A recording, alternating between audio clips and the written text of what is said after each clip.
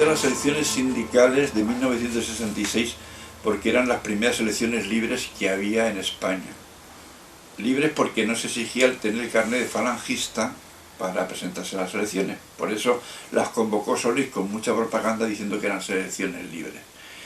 Yo me presenté a esas elecciones motivado no porque era como podía sospechar la gente, que era un enviado de Moscú, yo qué sé. Yo era un empleado normal y corriente que estaba hasta las narices de que no nos liquidasen las horas extraordinarias que nos obligaba a hacer la empresa Banco Central en su periodo de tiempo correspondiente, sino que nos dejaba de ver dinero y jugaban con nosotros. Nos obligaban y luego jugaban con nosotros. Entonces me presenté, no tuve más remedio que presentarme a las elecciones. En diciembre ya tuve mi primer juicio de despido.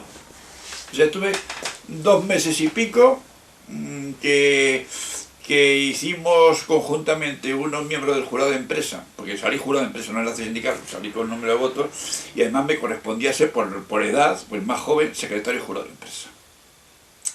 Entonces hicimos una circular metiéndonos con la empresa,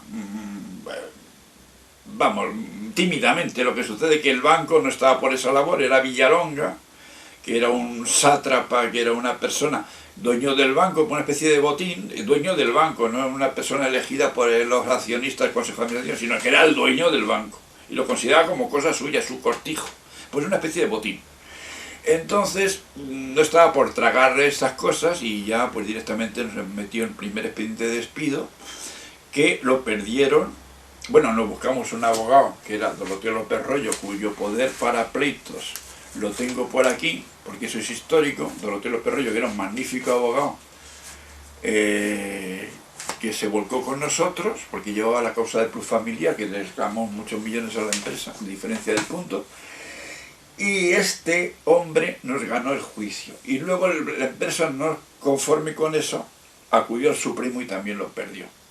Y así fueron encadenándose otras circulares, otras acciones sindicales que hicimos, y venga más juicios de despido. 4 juicios de despido seguidos tuve. 4 juicios de despido. Porque este hombre, cuando lo pusieron a aceptar letras, porque claro, las letras eran a 20 días vista, pues entonces había que llevar, el cobrador del banco llevaba la letra y te la firmaban la aceptación y se volvía al banco la letra y se presentaba a 20 días de la vista, de la firma.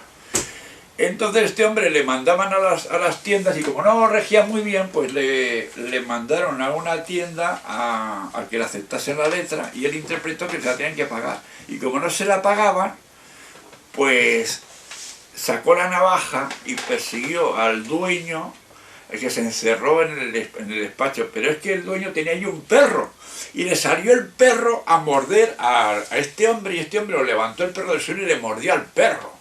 Y el perro acojonado, el dueño acojonado, y llamaron al banco de que había mordido al perro el tío este. Este hombre en el ascensor para llevar a la planta noble, nada más que para darle a la traca, que era una manivela así para subir y para bajar el ascensor que iba a la planta noble. Y entonces lo pusieron allí, como este hombre no tenía muchas luces. Sí, porque quisieron despedir, ¿no?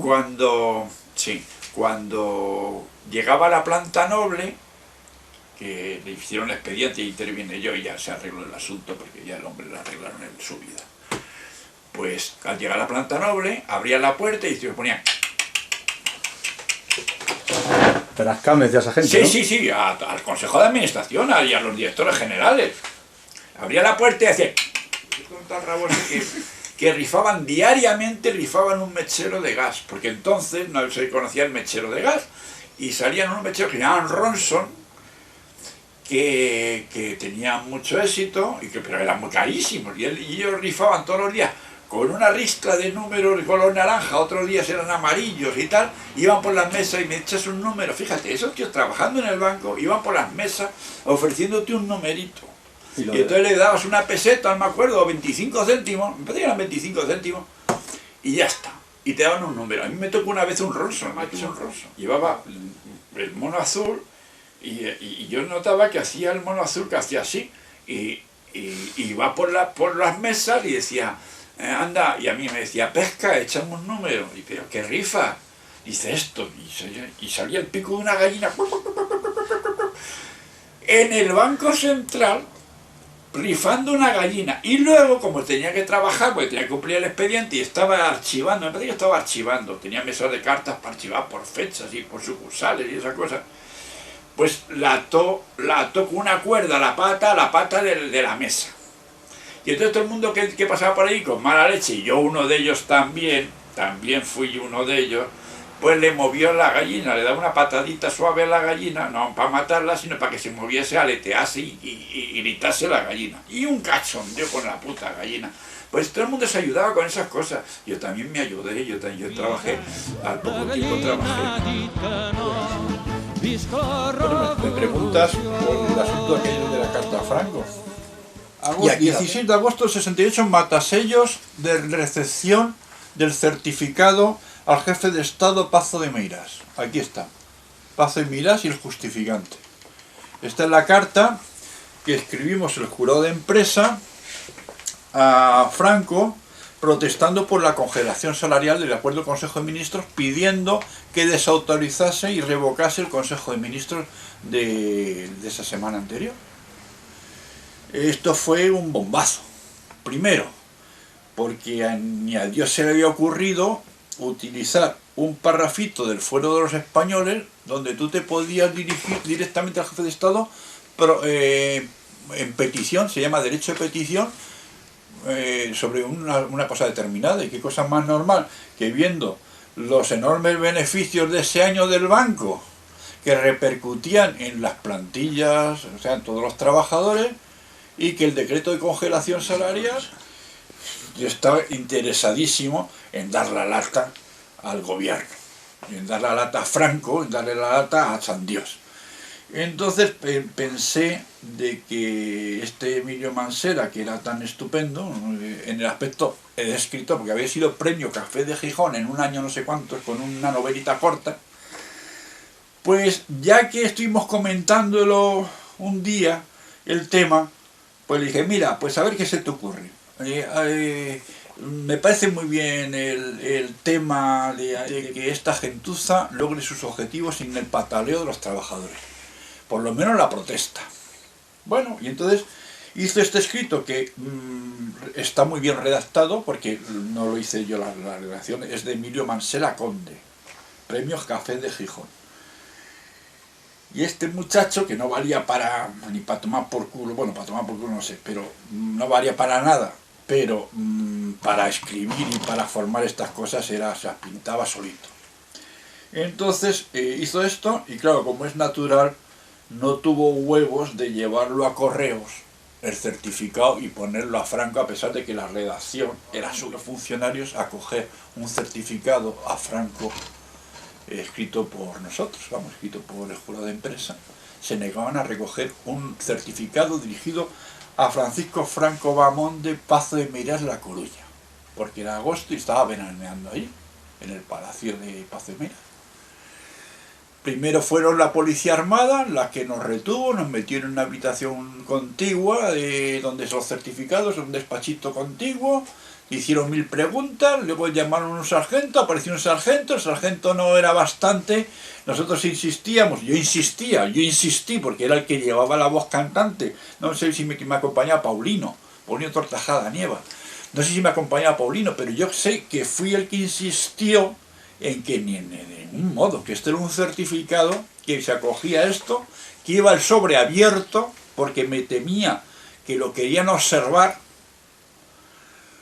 pero que como estaba el sujeto al derecho de petición del Fuero de los Españoles, lo iba a mandar. Un capitán de la policía armada, después de múltiples, llegó la policía, nos tuvimos que sacar, yo me recuerdo que haber sacado 20 o 30 veces el carnet de identidad. Allí apareció todo Dios.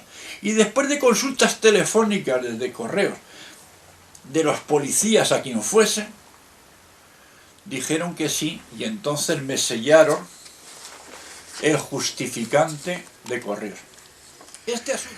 Entonces, inmediatamente llegó la prensa internacional a entrevistarnos. Yo tuve varias entrevistas con suecos y alemanes. Me acuerdo concretamente una entrevista que mantuve rodada en Tepa Televisión, de las imágenes de Baviera Televisión, algo de la televisión bávara. Y entonces esto tuvo una repercusión internacional gigante, tan gigante que días después llega el mismo pajarraco apellidado, es que no sé seguro el apellido, creo que se llamaba de apellido Trigo, creo, no me acuerdo bien, vino a decirnos que por favor le diésemos una copia, que la quería estudiar Marcelino Camacho en la cárcel para hacer un escrito posterior dirigido a Franco. Joder, entonces resulta que de ser un ateo total y un tío perseguido por la Santa Inquisición carrillista, pasamos a ser las estrellas, las mayoretes del tema. Y entonces yo no tuve inconveniente en darle una copia, y efectivamente de esto salió el escrito aquel que recordaron los más viejos de los 300 intelectuales y obreros protestando contra la tortura, que también tuvo una repercusión internacional bárbara. Modestamente creo que en el Banco Central hicimos lo que tuvimos que hacer en ese momento al redactar este documento y mandárselo a Franco. Y nada más.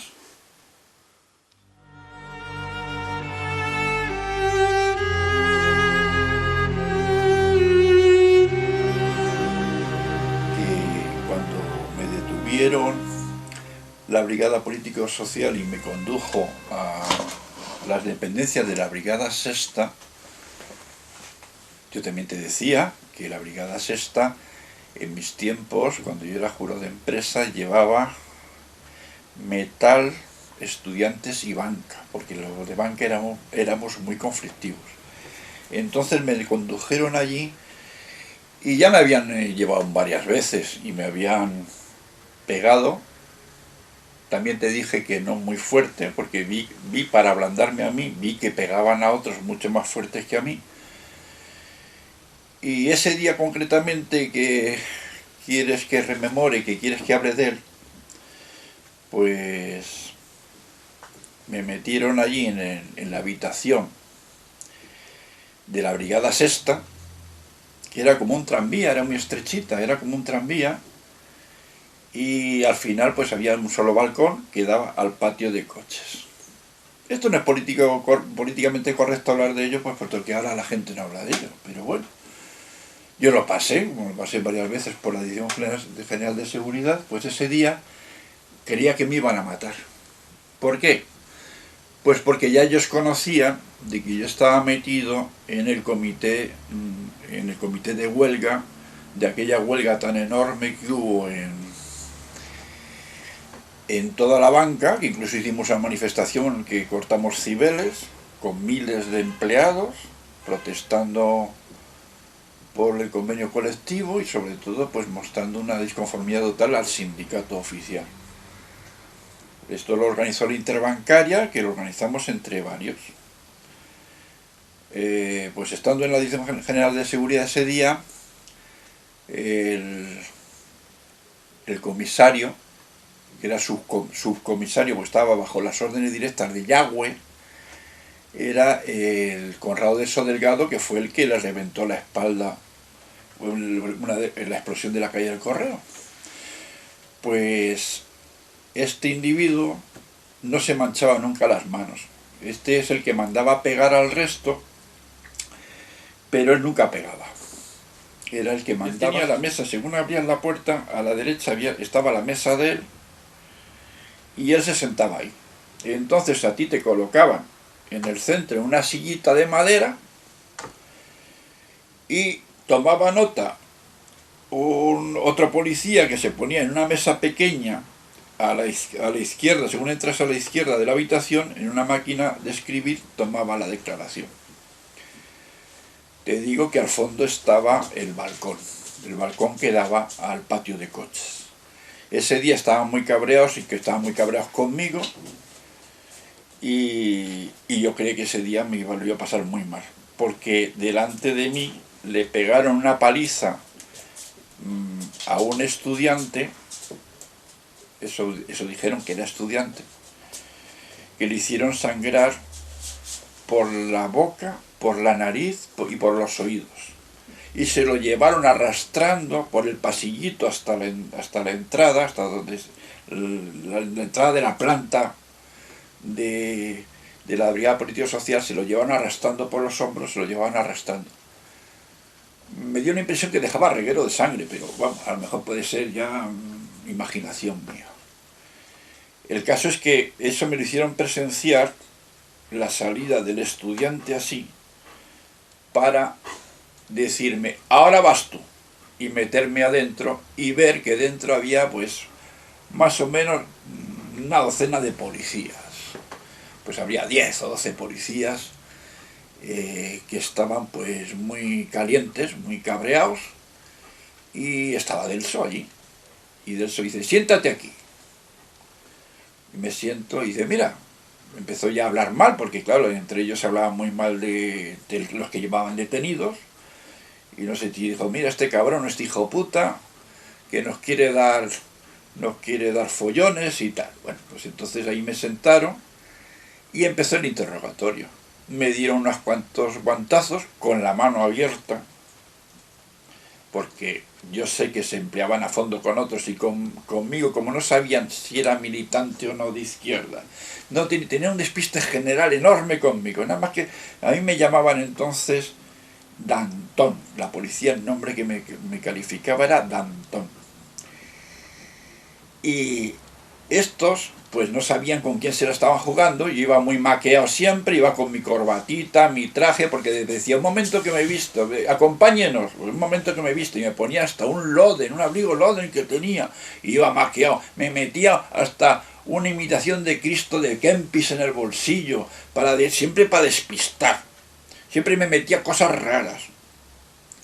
Pues no sabían dónde estaba, o sea, no sabían quién se gastaban los cuartos, entonces no se querían escurrir conmigo, seguramente por eso y por otras cosas que ya contaré. No se emplearon fuerte conmigo, se emplearon a cachetes, tirones del pelo. Una vez que contó uno un chiste, mira este desgraciado que pasó no sé qué, no sé cuánto, y yo por seguir la gracia digo, no me van a matar aquí, pues traté de mostrar una sonrisa, pues me pegaron, aquí no te ríes cabrón, hijo puta, tal, bueno. Y entonces en una de esas, contéstanos, ¿quién ha organizado lo de la huelga en banca? Yo qué sé, señor Delso, yo qué sé. ¿Tú qué sabes? Pum, pim, pum. Y en una de esas, como no me sacaban nada, porque yo jamás conté nada, yo negaba siempre la mayor, porque si contestas un tanto así a la policía, yo sabía desde pequeño que siempre te iban a pegar más, porque siempre entenderían que dejaba algo oculto. Mientras que si negaba hasta la mayor, hasta la evidencia, o me mataban o me soltaban.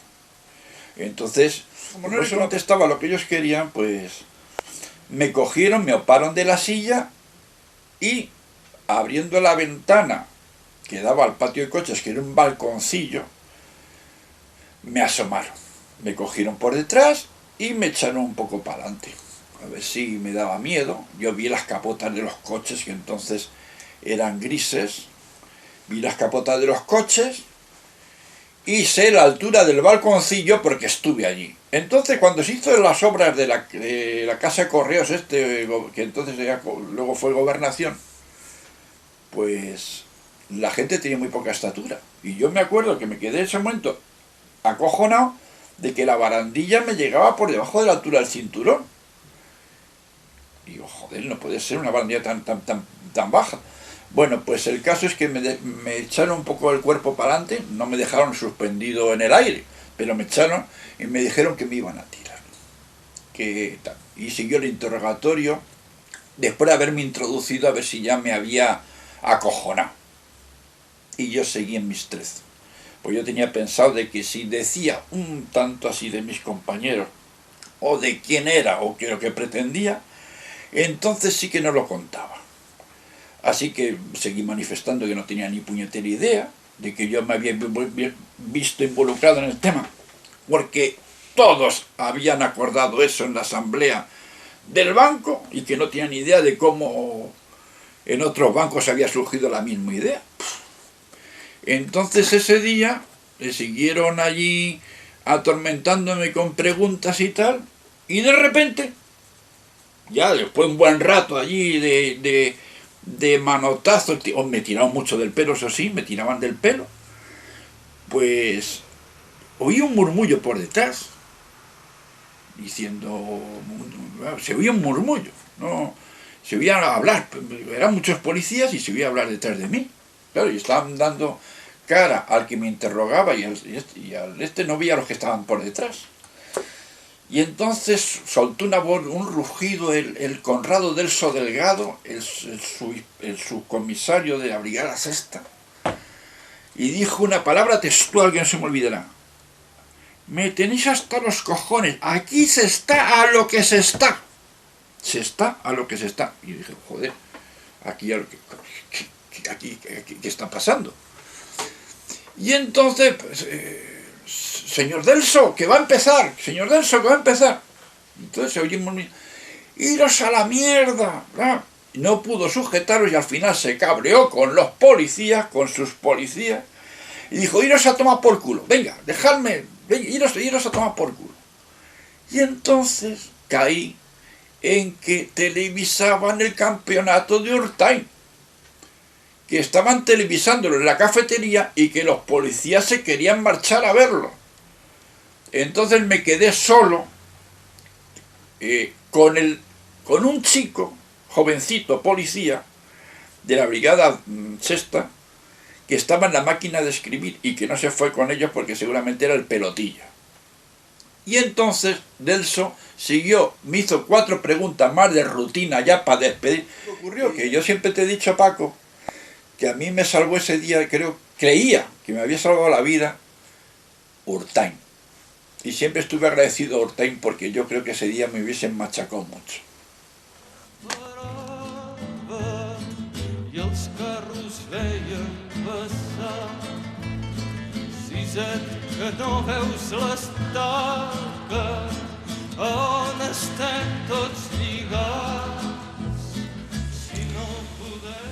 Pues mi padre había sido voluntario en la guerra civil. Era socialista, del Partido Socialista. Voluntario y toma las armas. Entonces, por sus conocimientos, lo agregan al Estado Mayor. Lo ponen en el Estado Mayor y se lo encargan de ser enlace de Estado Mayor.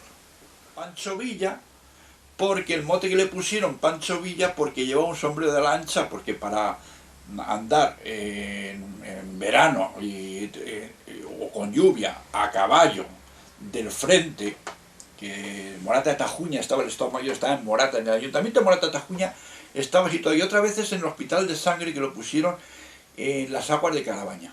Pues desde Morata de Tajuña hasta Madrid, hasta la calle Alcalá, hasta los sótanos de Hacienda, donde estaba el Consejo de Defensa, pues iba mi padre. Pero cuando terminó la guerra, la entrega de Madrid le sentó fatal, porque él había sido siempre socialista y la entrega de Madrid no le pareció nada bien, porque es que casi lo matan, porque es que le cogieron llevando documentos y la cartera, llegando a la calle Alcalá, donde está el Banco de Bilbao, en el cruce de las calles,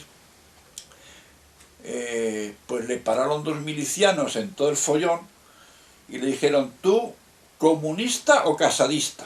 Y como los milicianos no llevaban ningún distintivo ni nada, mi padre, cuando le apuntaron con los Mauser, salió corriendo, entró en el Banco de Bilbao y se pasó la noche durmiendo debajo de los caballos. Que hay una película que hace poco tiempo de la Carmen Maura. La Comunidad. Mi abuelo era una persona, era un tío un filósofo de la CNT. No necesitaba de la CNT ni de ninguna reivindicación, porque él lo sentía, vivía bien porque era maestro de obras. Entonces se llamaba jefe, a lo que ahora es un jefe de obras, era maestro de obras.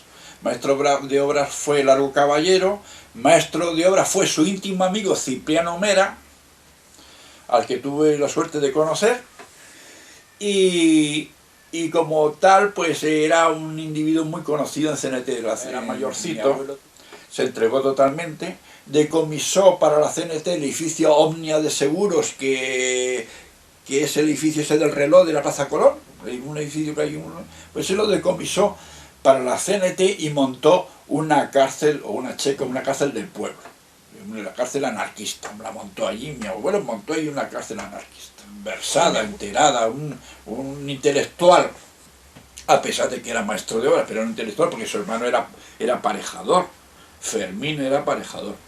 Él era hijo de Fermín Iriarte, que fue general del ejército y oficial distinguido, de teniente coronel o coronel en la Tercera Guerra Carlista. Mi abuelo era un alavés cerrado, un vasco cerrado. Pues los hermanos Martos, que eran propietarios, fueron los que entraron en la checa, en la cárcel del pueblo, y bajo acusación de fascistas, pues entraron, pues eso, con todas las papeletas para que le diesen el paseo. Y mi abuelo, al ver que los propios obreros, alarmados de lo que le pasaba a sus jefes, habían ido a enterarse por la detención de sus patronos, pues se acercaron allí a Colón, y mi abuelo les manifestó que malos, aunque eran unos meapilas horribles, pero que malas personas no eran, y ordenó su puesta en libertad. Se celebró, y entonces los puso en libertad. Y estos que habían visto con la soga al cuello, pues habían visto pues muertos, pues eran de las personas agradecidas. Y cuando termina la guerra, mi abuelo no puede fugarse, pues no pudo fugarse, se quedó aquí, en Madrid, pues termina la guerra y lo encarcelan, y a continuación le sentencian a 3 penas de muerte. Pero la familia, su mujer y la familia se movió y lograron que precisamente estos hermanos Martos avalasen la conducta de mi abuelo. Y extrañamente, vamos, no podían ponerlo en libertad porque se ha sido ya cachón de padre, pero se la conmutaron por trabajos forzados. Cadena perpetua con trabajos forzados de por vida, y lo pusieron en la reconstrucción, como era maestro de obras, en la reconstrucción del pueblo de Brunete, en regiones devastadas.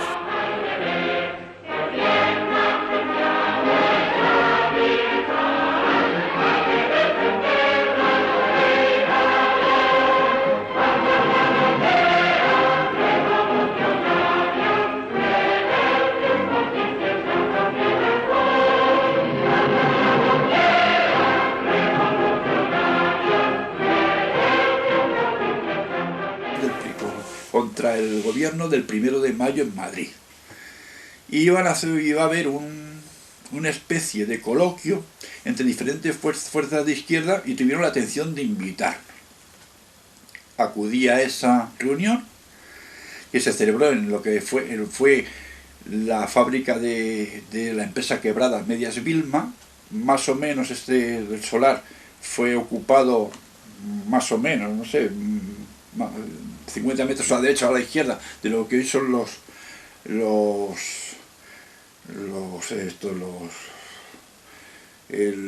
juzgados de Plaza de Castilla.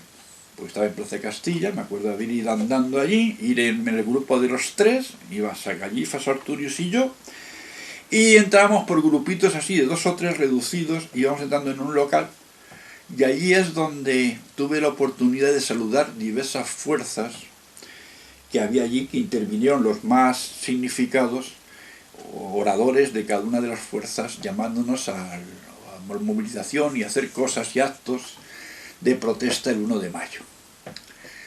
Entonces allí habló, concretamente conocí, que llegó el primer hombre que vi en mi vida llegar con peluca falsa de la clandestinidad, fue Cipriano Mer. Bueno, también allí pues conocí a otros que se fueron presentando, y entonces mira por dónde. Había unos cuantos señores con apariencia de señores, no de chavales, tal, porque había gente mayor. Y cuando se presentaron por el gente como socialistas o tal, o el cuchicheo de unos con otros, pues mira, ese es del Partido Socialista y tal, pues me incliné por conocerlos un poco, porque realmente yo no conocía de carne a nadie de ellos que se celebraban. Pues prácticamente eran semanales, pero como siempre fallaba gente, porque era gente mayor, era gente muy mayor, allí no había gente joven, si yo me parecía el nieto de todos ellos. Pues se celebraban en el Café Metropolitano tomando un café, que nos juntábamos 6, 8 o 10, porque realmente voy a decirle el número. En Madrid, donde dicen que no había nadie, algunos dicen que no había ningún socialista, sí había socialistas de carné, pero era una docena, eran más o menos una docena. No se pasaba lista en las reuniones de la dehesa de la villa, que eran abiertas, porque se sabía quién estaba y quién no estaba, porque lo conocían ellos de toda la vida. Ahí había gente, en las reuniones charlas, las presidía Juan Egido Gómez, que era conocido de mi padre, que había sido teniente alcalde de Madrid en guerra, y había sido miembro de representación del Ayuntamiento del Consejo de Defensa de Madrid.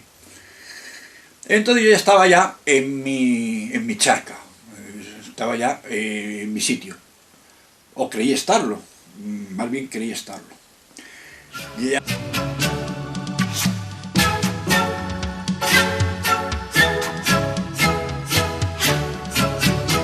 Después de haber formado el grupo de simpatizantes socialistas, algunos ya de nosotros militantes, y sobre todo ya siendo afiliados y con carnet, que estaba haciéndolos yo, y que te puedo decir incluso, que luego lo puedo enseñar, que los carnés empezamos por ponerle uno delante, porque, o un 170, 171, 172, no me acuerdo bien, luego veremos los carnés y lo confirmaré. Los carnés, porque me daba vergüenza poner carnet número 1 y carnet número 2, pero los carnés que hicimos fueron ya oficiales y éramos ya militantes de carnet en la clandestinidad.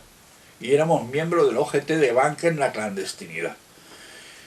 ¿Problemas? Pues oye, los problemas surgen cuando ya desde fuera, desde Toulouse, desde la Secretaría General del Partido Socialista Obrero Español, desean conocernos y desean esta persona que tanto ha salido, que ha facilitado la condena de los sindicatos verticales en la OIT en Ginebra, porque en virtud de los trabajos que realizamos concretamente a la OIT en Ginebra. Es que claro, no quiero dar una noticia falsa porque creo que fue Ferreras el que lo llevó en persona a Ginebra. Entonces en Ginebra se produce la condena y el abandono del sindicato español, de la CNS, del sindicato fascista, abandona la reunión. Y entonces allí mismo se produce la apertura de una negociación con los sindicatos clandestinos. Algunos de ellos dirigidos por nosotros, por mí concretamente la banca. Por mí la banca. Entonces ya mi nombre pues suena. Y entonces como suena mucho, yo sé que a mí me podía perjudicar, como es natural, frente a la policía, pero mi nombre ya suena y me reclaman, pues no sé, o me llaman, o yo qué sé, no sé cómo fue. No te acuerdas. No me acuerdo, sé cómo fue la entrevista. Total, que fui a Toulouse a conocer a Rodolfo Llopis, secretario general del PSOE. Fue el día siguiente, llegamos a la plena, vamos, a mí Llopis, para mí fue como un padre, porque empezó a confesarse de cosas que inimaginables para mí, porque ya había oído cosas de Llopis horribles. Pero cuando le conocí en profundidad, vi que era una excelente persona. Y además una persona a su forma de ser, porque nosotros somos iguales, pero muy honrado porque le vi que llevaba una vida muy espartana total. No gastaba un duro porque no lo había. Y podía haberse vendido como otros se vendieron y haber hecho y vivir rodeado de todo eso que decían de lo del yate Giralda, las joyas y no sé qué, no sé cuánto. Llevaba una vida horrible. Te digo yo que aquí en España la oposición vivía mejor que Rodolfo Llopis en el exilio. Con todo lo que era Llopis. Porque Llopis no hay que reconocer que fue presidente del Consejo de Ministros, creo. O sea que era había sido, además de ministro, había sido una persona importante en la República en el exilio. Y de verlo de esa forma, en vez de desanimarme, me animó muchísimo porque vi que estaba tratando con una persona íntegra. Ver que yo también era un chico lleno de ideas y con muchas ganas y muy valiente, porque hay que reconocer que en aquella época yo era muy valiente, porque es que yo me la estaba jugando todos los días y a mí no me dolían prendas de ir a Francia, volver, ir tapado o como fuese. Entonces Llopis me propuso que me encargase de los servicios de trae y lleva, que no se atrevía nadie a llevar en su coche o en su maleta en el tren, llevar y traer cosas. Y yo, como era una persona muy lanzada, le dije que sí. Y entonces yo de que lo llevase, y en la hora que se me ocurrió decir que sí, pues estaba vendido, por el albañil estaba vendido. Y entonces, yo al albañil no había dicho yo que llevaba cosas en el coche.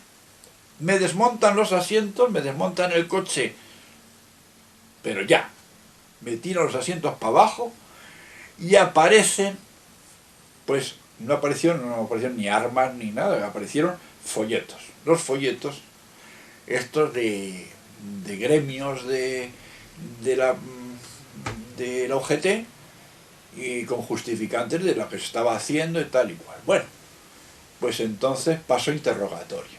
Y me dice, avisan al prefecto, se presenta el prefecto, me parece que se llama Saint-Gaudens el puesto ese. Llaman al prefecto de Saint-Étienne, que pertenecía a la jurisdicción de Pirineo, no sé qué, Saint-Étienne, y sube el de Saint-Étienne, que era ya un cargo, y después de estar allí no sé cuántas horas, 3 horas, 4 horas, aparece un elemento asqueroso que me dice de entrada que hacer política a España, que me van a mandar otra vez para España, que no puedo pasar a Francia. Entonces le reclamo mis derechos, le digo que la República Francesa, libertad, igualdad y fraternidad, él dice que me los meto en el culo, que nada, que me empampirulan para España. Y entonces viene el problema. Si que ya se habían quedado los guardias mirando la matrícula del coche, que estaba en el otro palito, estaba a 200 metros más para allá, diciendo, ¿qué pasa ahí? ¿Estarán tomando café? ¿Qué coño pasa ese coche? Si me llegan a pasaportar otra vez para España, estoy seguro que nos cogen a los dos, al albañil cantor, que era cantor, porque es que estaba dispuesto a cantar todo. Y el albañil don Benito, que es que me puso de los nervios. Y me empampirulan para Madrid, me embarcan para Madrid y entonces sí que ingreso en la trena. Porque ya hay pruebas suficientes para mis actividades, cosas que hasta entonces ni nunca las habían tenido. Entonces saco la carta del alcalde de la Marie de Montauban, el ayuntamiento de Montauban, Enrique Abell. Y le digo que quiero hablar con Enrique Abell. Yo había aprovechado para ese viaje el puente de la Purísima, era 8, 9, 10 y 11 de diciembre. Entonces resulta que yo no pensé que también lo celebraban allí, por lo visto. Total, que llaman por teléfono y el ayuntamiento tararí tarará, que no hay nadie. Entonces yo protesto, que quiero hablar con el alcalde, y me meten entonces en los calabozos, nos meten al albañil de don Benito y a mí en un calabozo de la frontera en diciembre en el Pirineo, y luego por la mañana al día siguiente sobre las 11 o las 12 dan con que llama, que le habían dejado aviso el Enrique Abell, respondiendo por nosotros, respondiendo por mí, que tenía yo la carta, y respondiendo de boca a boca y tiro, porque me tocaba por el otro, por el niño cantor. Entonces resulta que nos ponen en libertad, pero con trampa. Pero como yo me he dedicado toda mi vida, me ha gustado siempre el sistema de seguridad. y el tema militar, me huelo que aquí falla algo. Aquí hay algo que huele mal. Entonces, bajando el puerto de Francia, camino de Saint-Étienne para tirar a Po, se me ocurre parar. Y paro y dice, ¿qué vas a hacer? Yo digo, pues suprimir todo esto, porque me huelo que esta gente no se ha quedado satisfecha. Y hay algo aquí que no funciona. Así que ahora mismo vamos a quemar todo esto. Y el tío entonces, que quería que hubiese desaparecido todo, se opone y dice que no tengo por qué quemarlo. Y yo, me cago en la hostia. Si decías allí que en la hora que he cogido de todo eso, y ahora me dices que no tengo por qué quemarlo, mira, esto se quema. Y que den por culo, esto es cosa mía y esto se quema. Y como yo era el dueño del coche, y era el dueño del material, y era el dueño de todo, pues allí mismo, con un mechero, allí en el borde de la carretera, que no pasaba ni Dios, cogí y lo quemé. Bueno, pues llegando a Saint-Étienne, bajando unas revueltas, ¡plas! Motoristas y coche. Abajo del coche. Y otra vez empiezan y me desmontan el coche de arriba abajo. Y no encuentran nada. Y entonces se quedan pasmados. Y venga a rebuscar. Y venga a abrir todo. Abrieron todo. Dejaron el coche de puta pena. Pero no encontraron nada. Y al no encontrar nada, pues los tíos, pues no. Llamaron por el telefonillo que llevaban una radio en el coche y se marcharon. Y me dejaron. Tiraron la carretera, los asientos por un lado, los tapacubos por otro. Todo el coche desmontado allí, menos el motor que no lo tocaron. Todo el coche y lo tuve que remontar allí. Y el tío, joder, ¿y cómo te has dado cuenta de esto? Y yo, porque es que hay cosas que no me funcionan bien. Ese tío no se ha quedado a gusto y lo que quería es que entrase en otra jurisdicción, lo que sea, para hacer de las suyas. Bueno, pues ese...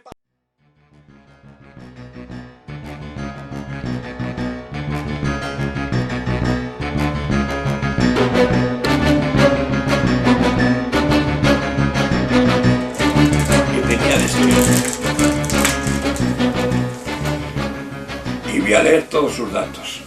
Juan Losada, escritor. Reyes Católicos 18, teléfono tal, El Escorial. Bueno, pues este señor viene al banco, yo le conocía de vista, y me dice, pescador, sí, soy Juan Losada, tal, no sé si en ese momento o posteriormente me dio la tarjeta. Soy Losada, no me recuerdas, tal, bueno, pues mira, tengo, a ver qué te parece, tengo noticias de que tú te has puesto al habla con la embajada norteamericana. Y digo, coño, no me jodas, ¿quién te ha dicho eso? Dice, sí, a mí me han hablado de que tú estás en el fichero de la embajada norteamericana. Y entonces dije, anda, sí es verdad. Cuando llegué a la jurada de empresa me encontré con que el boletín de la embajada norteamericana llegaba a semanalmente un boletín, pues así más o menos, y este es el poder notarial de Don Otero Perroyo. Bueno, pues esto llegaba un boletín, embajada norteamericana, el águila, unitestate, y venía, y venían muchas noticias. Y a mí me entusiasmaba una noticia, que era el Apolo. Y entonces cuando flojeó la cosa o no llegó, pues llamé o escribí, no me acuerdo, yo a lo mejor escribí diciendo, embajada norteamericana, departamento de prensa, necesito que me sigan mandando el boletín. Pues ese era el contacto que dijo el Losada, que le recogí, nos fuimos ahí con Juan Losada, nos fuimos, y se aparca aquí. Bueno, Colonia El Viso, Plaza María Guerrero, y antes de llegar a la plaza, que es un fondo de saco que no tiene salida, antes de llegar dice, para aquí.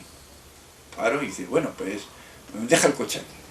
Bueno, este hombre se sabía todos los rollos. Me dejó allí el coche en la acera, no dentro del chalet, porque tenía garaje, pues ahora te lo cuento. Y entonces llamamos a un portón que había allí, pues como de garaje, entrada de coche. Y aparecen dos tíos con el pelo, dos marines, con el pelo a cepillo, que nos cachean de arriba abajo. Y ya Losada dice, tal, me enseña el carnet, yo no sé, yo no me acuerdo si yo enseñé el carnet o no enseñé el carnet, pero él lo sabía porque me cogió y entramos.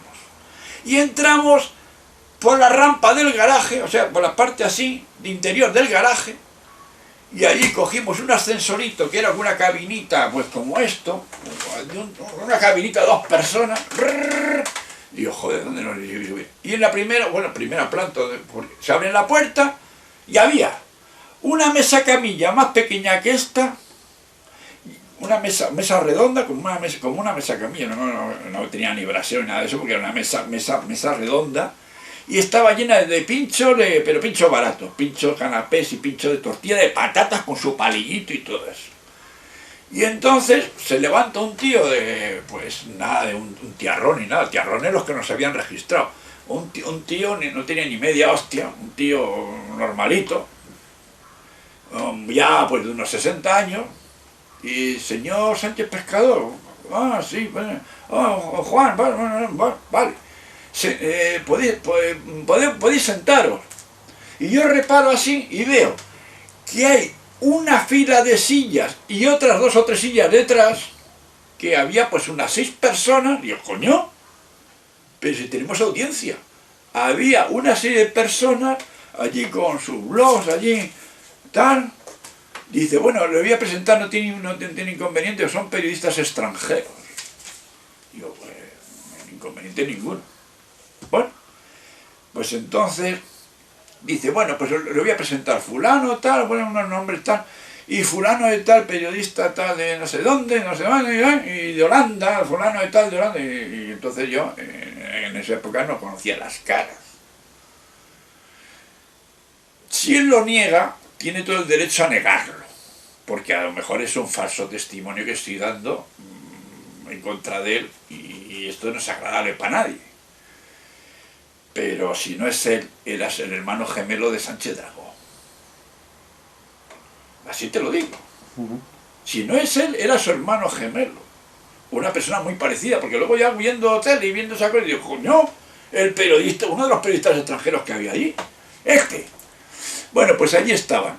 Y empiezo a darme la charla el individuo este. Porque, joder, yo creí que iba a hablar yo. Pero empieza a dar la charla de Estados Unidos, de no sé qué, de la democracia, de la polla en vinagre. Y empieza ya a charlar de temas, sonsacándome de qué aspiraciones tenía y todo esto. Y habla de tema económico. Y estaba hablando con una persona que en compañía de jurado de empresa, que éramos cuatro, yo había rechazado los 40 kilos que me ofrecía la empresa por irme del banco. Para que ver más o menos cómo andan los precios, en esa misma época, ese mismo año, un piso valía 280.000 pesetas. Y me va a hablar a mí de dinero. Era un individuo cuando me tomó el número, cambió y cada vez me estaba más asqueándome. Porque todo era dinero. Ofreciéndome, pues no sé, yo no sé lo que ofrecía, porque a lo mejor no ofrecía nada. Pero sondeándome a ver si por ahí había cuña. Y entonces ya llegó un momento ya que me harté. Y metí la gamba, porque tenía que haber seguido como seguí con algunos individuos de la masonería, de la francmasonería española, y con gente del Opus que seguí, para averiguar quién era quién. Y ahí metí la gamba, pero es que me tocaron la fibra sensible, y yo hasta me recordaba mis antepasados en Cuba y tal, y joder, ya llegó un momento ya que dije no. Bueno, después fui a ver a este hombre y esta casa no existe y este señor no le conoce ni su puta madre. Juan Losada, escritor. Bueno, sí, lo que quieran colocar de Delfín en el PSOE, ¿no? Mira, yo ya no sé, porque claro, con el tiempo pues llega uno por decir, bueno, es que tú también te creías el ombligo del mundo y eres una puta mierda. Entonces quizás era una puta mierda y también me lo tengo muy creído. Entonces, claro, lo que ellos buscaban era una persona para introducir, como sabían que estaba, por este individuo, sabían que llevaba el control con yopis, sabían que tenía, porque era una persona, bla, bla, bla, bla, bla, bla, bla, bla. Y ya me encendí. Y ya no sé qué dije por lo castellano. Yo cuando me cabreo es que me cabreo. Y yo no sé si metí la gamba, por supuesto. Tenía que haber dicho que sí, por lo castellano, sí. Y haber sonsacado. Pero ahí metí la gamba porque me estaban escociendo los huevos del dinero asqueroso yanqui que veía por debajo de la mesa. O que me lo estoy imaginando. Cuidado, que a lo mejor es mentira. A lo mejor estaban dispuestos a ofrecer y luego no dan ni un duro, porque tontos no son, ¿eh? Los yanquis nunca han sido. El segle XIX, el seu nom Joan Serra. Que viajaba mucho, porque tenía la confianza de Rodolfo Llopis, porque Rodolfo Llopis se portó siempre muy bien conmigo. Siempre, muy bien.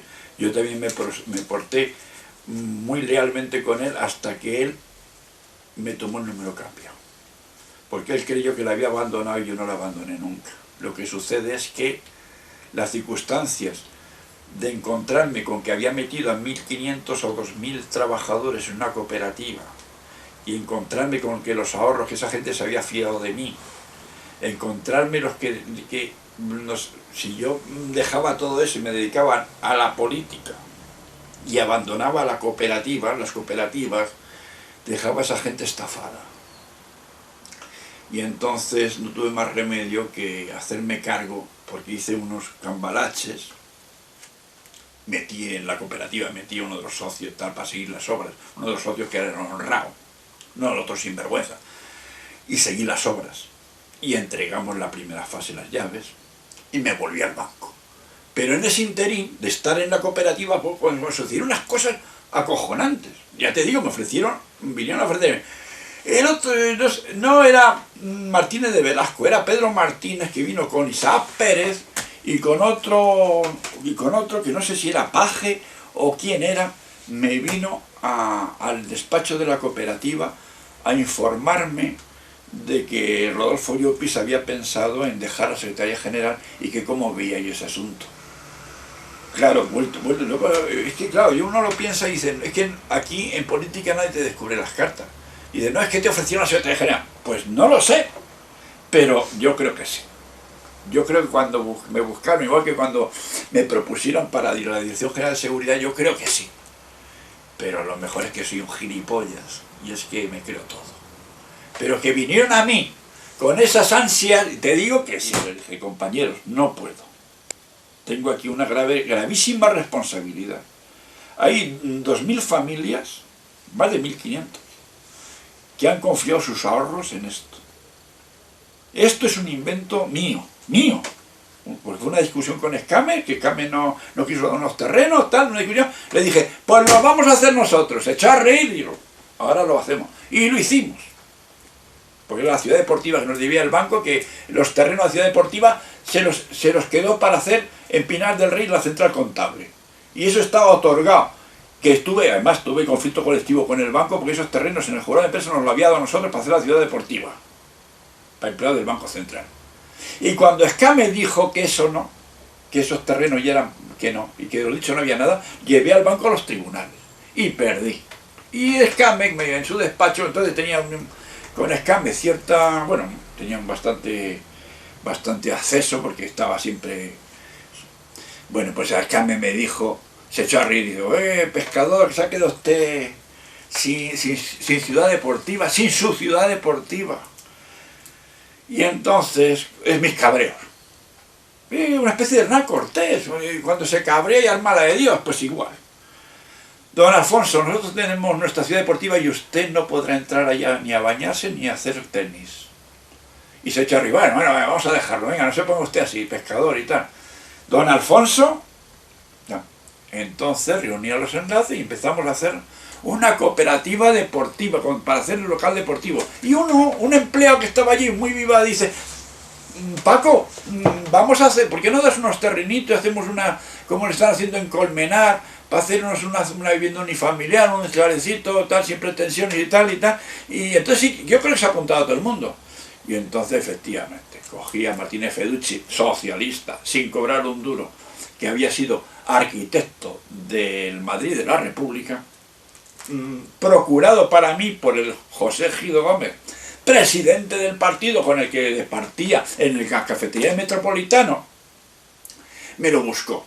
Y entonces hicimos la cooperativa residencial con centro polideportivo Corepo, en terrenos, y buscamos terrenos, y los únicos que encontramos accesibles fueron el suyo. Pues hicimos, inicialmente iban 2.000, pero luego nos recortaron el plan y se quedaron en 1.500.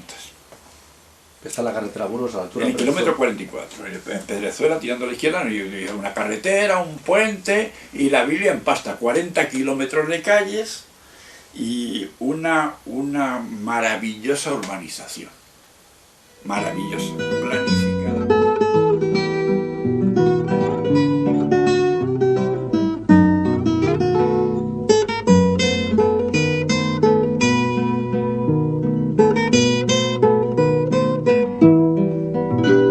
El 18 de julio, en el patio de un convento, el pueblo madrileño fundó el 5º regimiento.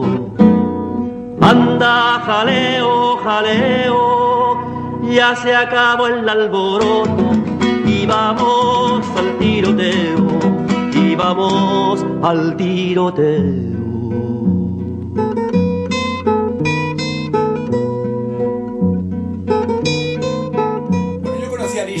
Porque mandamos un delegado, hartos de la COAS, porque rompimos, porque había gente de la LCR metida ahí, y que quería ser eso una extensión de la LCR, que era Ildefonso Gómez, que era el camarada Raúl. Pues tuvimos un enfrentamiento que no llegamos a pegarnos de tiros de milagro, porque estábamos dispuestos a aliarnos a tiros. Entonces, ya por esa época yo ya estaba muy radical, Yo estaba muy radical y en esa época sí tenía acceso a ferretería. Entonces el tema está que ya harto de estar así, pues lo pensamos, y el grupo nuestro, que éramos un grupo de unos 10 a 15, una docena, pues pensamos en no crear nuevos partidos ni nuevas cosas, sino, mira, y además yo lo planteé. Yo ya estoy harto de darme contra la pared, y aquí nada más que hay una solución. Hay que ir a la Unión Soviética, a hablar con el PQS, a hablar de lo que pensamos y todo esto, y que nos destinen. Que es la única forma de hacer algo por el socialismo real y dejarnos de gaitas. Porque si no, aquí estamos como gilipollas, usados por la CIA, a través de la IBM, a través de Ildefonso y a través de la hostia bendita. Y luego los otros que están chupando de otros y te están explotando para la francmasonería y para traerte el rey y traerte todo lo que quiere el Willy Brandt y la CIA. Y el otro es más allá. Y mira, este chico se casaba. Y yo me llevaba también bien con la novia y dijo que se iba a dar una vuelta por el este. Digo, pues ya está. Te acercas y cuando llegas a Moscú intenta hablar con el PQS, y si te hacen preguntas contéstale a todo con la verdad.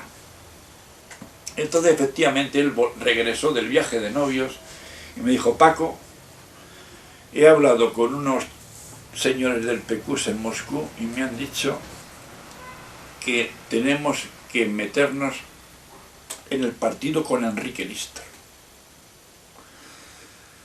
Y dicho y hecho, fuimos tres fuimos al despacho de Lister a embajadores. Entramos allí, le contamos la historia. Enrique Lister quedó sorprendido, pero dijo, bueno, pues en el momento, pues nada, pues oye, pues entraréis en las células nuestras, repartidos. Ya ve. Lister estaba en contacto con Stalin, porque es que era así. Lister le caía muy bien a Stalin. Bueno, a Stalin le caían bien generalmente esta gente valiente, porque Stalin era un hombre muy valiente. Bueno, ten en cuenta que fue un guerrillero acojonante, fue guerrillero pirata y la madre que lo parió. y se jugaba la vida cada 2 por 3. Entonces toda esta gente les caía muy bien a Stalin.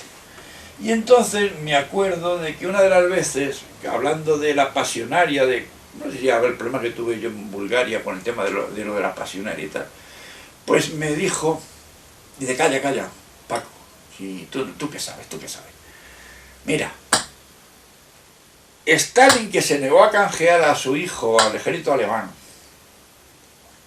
le llegaron los sollozos de la pasionaria porque estaba el camarada Antón detenido por la Gestapo en París y lo habían conducido preso en París la Gestapo. Y entonces y dijo Stalin, mira, si Julieta quiere a su Romeo, le vamos a tener que traer a su Romeo. Y accedió al canje. Y esa fue la frase que dijo Stalin precisamente porque me la contó Lister en versión directa. Si Julieta quiere a su Romeo, traigámosles a su Romeo. ¿Por quién lo canjearon? ¿Por un oficial? Sí, lo canjearon por un general, me parece. Paquito y Paco. Joder, Enrique. Lo que yo no sé, cómo en las memorias que he leído del diario Pueblo, de Emilio Romero Dichoso, que le publicaron al Campesino, el Campesino arremete con todo el mundo y no deja títere con cabeza de uno del Partido Comunista. Pero contigo apenas se mete, ¿no? Contigo nada, te respeta. Dice, mira, es que yo a Valentín le he salvado 2 veces la vida. No, 3 veces la vida. 3 veces le he salvado la vida. Una vez en el frente de Teruel, que teníamos que haberlo fusilado. Y hubo un caso de deserción manifiesto y dijimos que se había puesto enfermo, pero que tiene la mierda pegada al culo, que no quiere salir de la tienda de campaña. Y luego las 2 veces que fue detenido en la Unión Soviética. Y entonces empezó a contarme cosas del Campesino. Y yo, bueno, yo he oído del Campesino que se fugó. Y digo, bueno, el Campesino, Modesto, Valentín y yo fuimos destinados por Stalin a la Academia Frunze Militar Soviética para convalidar estudios y salir de generales de brigada. Porque claro, pues hay que convalidar estudios, aprender ruso, y aunque yo ya sabía ruso y tal, pero aprender tácticas y cosas, aunque veníamos baqueteados de la guerra civil, pero teníamos que salir allí con la estrella. Y claro, la estrella no la iba a dar Stalin por encima de los suyos, ahí va la estrella. Nos mandó a Frunze. Y en Frunze estamos Valentín, Modesto y yo. Y Valentín, en vez de estudiar, que nosotros estábamos estudiando como cabrones, Valentín lo que se dedicaba, lo que hacía toda su puta vida, follar como un loco. Hasta el punto de que se encamó con la hija de uno de los capitanes de caballería que daba clases allí, que se llamaba Tereskov.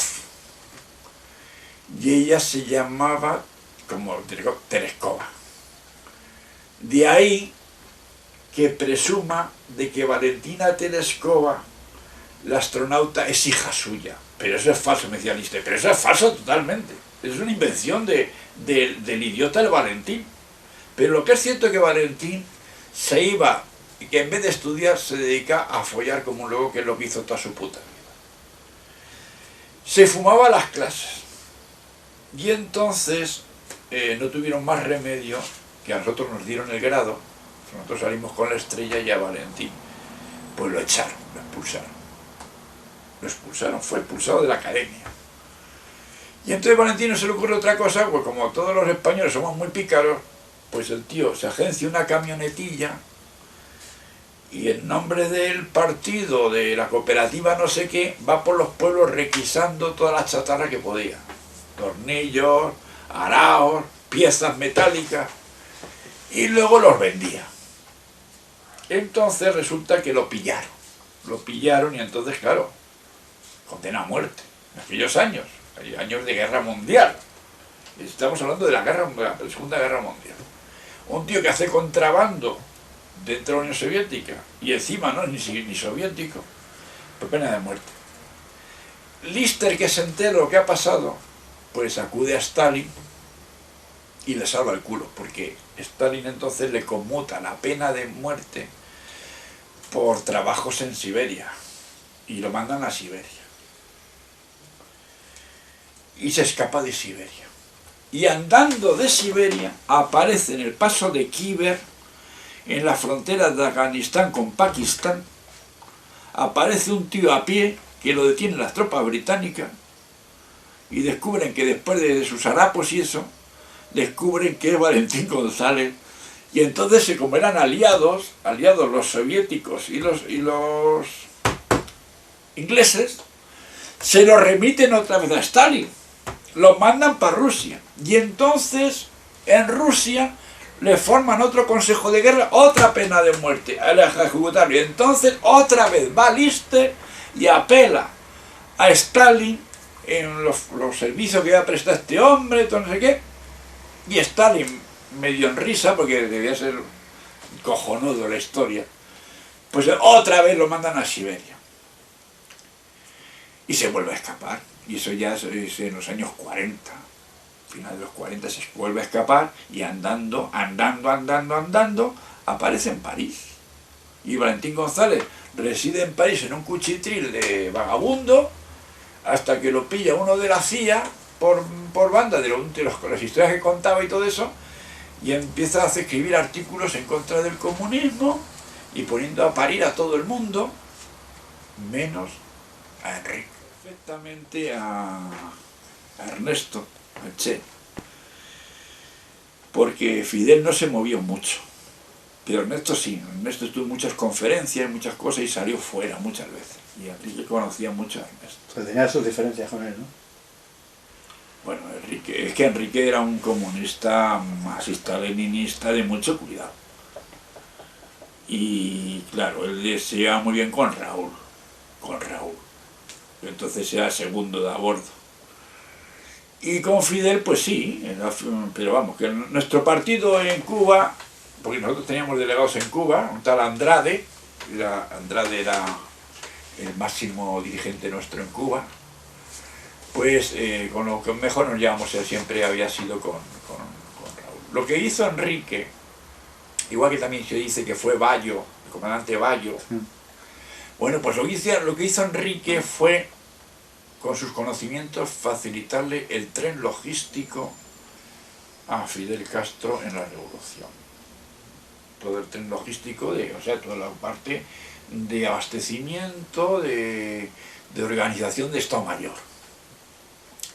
Porque el Estado Mayor es eso. El Estado Mayor es no solamente planificar batallas, sino cómo alimentar a la gente, cómo llegan los camiones con los suministros, tanto de armas como de pan y de todo, y que el ejército avance y que el ejército se mantenga.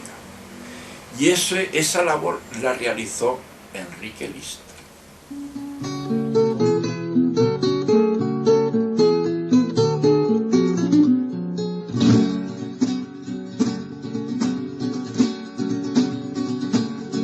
En la plaza de mi pueblo dijo el jornalero al amo. En la plaza de mi pueblo dijo el jornalero al amo. Nuestros hijos nacerán con el pueblo. Sí, no, eso es cierto, mira, que se me había olvidado. Sí, eso lo había olvidado. Habían tenido unas conversaciones, pero unas conversaciones de Estado Mayor, de defensa del frente. Habían tenido unas conversaciones, no sé si era el Consejo de Defensa Nacional o Defensa de Madrid, o como digo que sé que se llamaba eso, porque ha tenido varios nombres. Ese órgano, pues allí se sinceró Durruti. Según me contaba Enrique Lister, se sinceró Durruti y le encontró muy permeable a la disciplina. Porque te hablaba así, es que Enrique Lister era un tío, vamos. Esa frase, se encontró muy permeable a la disciplina.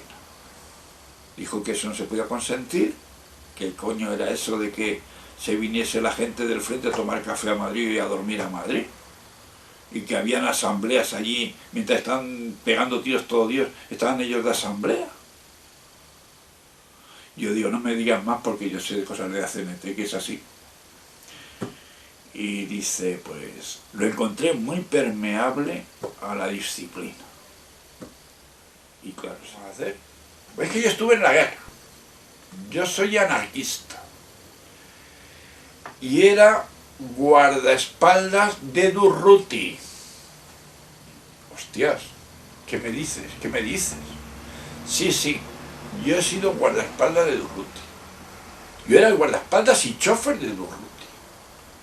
Y cuando vinimos de Barcelona, que yo estaba en Barcelona con él, cuando vinimos de Barcelona a Madrid, que vinimos a echar una mano aquí al frente, pues el día de la muerte de Durruti me apartaron, nunca sabré por qué, del servicio.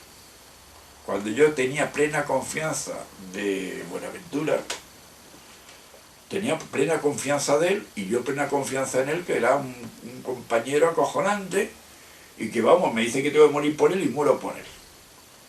Y ese día le ponen otro chofer y sale con otro chofer. ¿Y de qué me dices? Dice, sí. ¿Ya viene a matar? A Durruti, te hayan contado lo que te hayan contado, lo ejecutaron los nuestros. Digo, no me digas esas cosas, hermano. Pero bueno, tendrás pruebas. Pruebas de que fue con balas de 9 milímetros, no fueron balas de fusil Mauser ni nada de eso, fueron balas de 9 milímetros que las escupe el naranjero, que escupe el Schmeisser español, que es la guardia personal que llevaba, que yo llevaba también un naranjero, un Schmeisser. Pero Lister también le conoció. No milito en ninguno porque he salido muy escarmentado de todo. En el aspecto, dice, no, es que andan muy quemados. No, yo a mí me han quemado las circunstancias. A mí me ha quemado la democracia. Jamás hubiese pensado que la democracia me iba a quemar. ¿Cuál? Porque a mí me podría haber quemado el fascismo, la dictadura, el no sé qué. Pero la democracia, el voto libre de la gente que se haya pasado al enemigo o al... sí, al enemigo. Una postura al bla bla, al pijo, al hay que dialogar con las empresas, hay que sujetar esto porque si no nos dan ningún golpe los militares, no se puede hacer esto, nada. Oye, pues si no se puede hacer nada, entonces ¿qué cojones hemos hecho toda la puta vida dejándonos las pestañas? Y yo, que he aprendido todo a base de hostias, que yo no he ido a ninguna escuela política, que a lo mejor la gente diría, no, si es que este tío, bueno, si lo conocemos, si este ha estado, bueno, este venía comandado de Moscú, o yo qué sé, o de París, o... No, yo he aprendido todo. Pues yo siempre le he dicho que soy profeta porque yo siempre no me equivoco, no me equivoco. Todas las cosas surgen y salen como me decían a mí, esto se cae, Paco, esto se cae, y estamos en los años 60, final 60, y digo, no, todavía le queda. ¿Sí? Pues ahora, la situación real de ahora, la veo de que es una provocación, es una provocación. Entonces, como no hay nada armado, porque claro, es que hay que saber leninismo, y hay que saber que tiene que haber un partido detrás, hay que saber que tiene que haber una organización, porque no basta que la gente quiera la revolución, que hay ya gente que la quiere, no basta que la gente esté jodida, que sabemos que están jodidos, es que tiene que haber un partido.